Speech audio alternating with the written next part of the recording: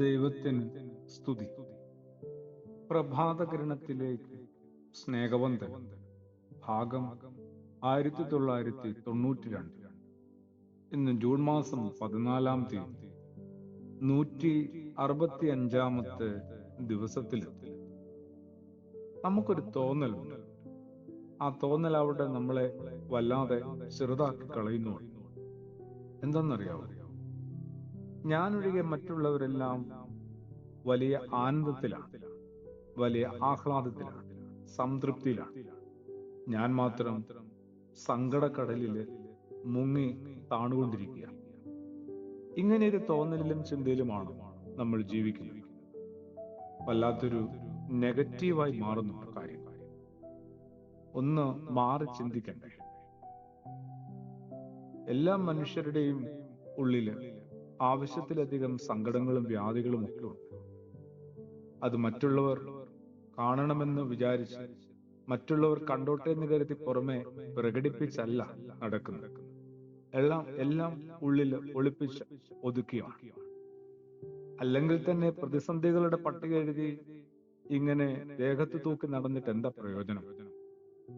അതുകൊണ്ട് തന്നെ കുറച്ചും കൂടി ഒരു ബോധത്തില് നമ്മൾ ജീവിതത്തെ കാണുകയും കൈകാര്യം ചെയ്യുമ്പോൾ മറ്റുള്ളവരുടെ ആദി അറിഞ്ഞാലാണ് അവനവന്റെ സമൃദ്ധി നമുക്ക് മനസ്സിലാക്കാൻ പറ്റുക. സ്വന്തം കഷ്ടതകളെ കുറിച്ച് മാത്രം വ്യാകുലപ്പെടുന്നതിന് കാരണങ്ങൾ രണ്ടാണ്. ഒന്ന്, സ്വന്തം ലോകത്തെക്കുറിച്ച് മാത്രമാണ് എനിക്ക് അറിവും ചിന്തയും ഒക്കെ.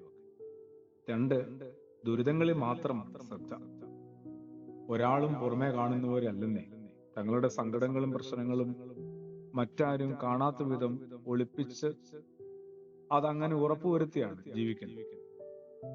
നാട്ടിലെ ജനങ്ങൾക്കെല്ലാം ദൈവത്തോട് സ്ഥിരം പരാതിയായി. തങ്ങൾക്കെന്നും കഷ്ടപ്പാടും ദുരിതവും മാത്രം. പരാതി കേട്ട് മടുത്ത ദൈവം അവരെല്ലാം ഒരു മുറിയിലേക്ക് ക്ഷണിച്ചു. എന്നിട്ട് പറഞ്ഞു, എനിക്ക് ആരെയും തന്നെ ബുദ്ധിമുട്ടിക്കണമെന്നൊന്നുമില്ല. സഹനം എല്ലാവർക്കും ഉള്ളതാണ്. ഞാൻ നിങ്ങൾക്കൊരു അവസരം തരാം. ആദ്യം നിങ്ങൾ ചെയ്യേണ്ടത് ഇതാണ്.